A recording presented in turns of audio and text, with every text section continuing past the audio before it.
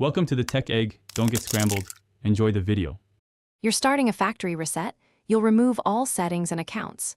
First, make sure the Mini is plugged in and connected to the same Wi-Fi as your phone.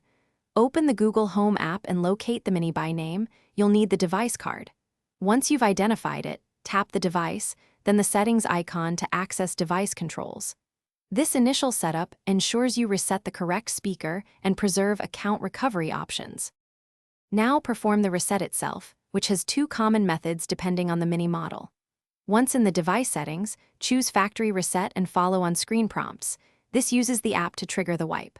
Alternatively, press and hold the physical reset button on the bottom for about 15 seconds until you hear a chime or LED pattern change.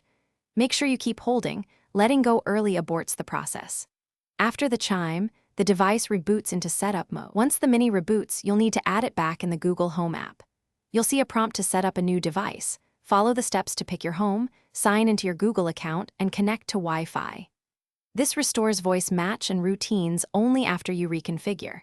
If you run into problems, power cycle the speaker and try the reset again, and if that fails, confirm you use the correct physical button or app option. Those are the most common fixes. Thanks for watching. Consider subscribing if I helped unscramble your problems.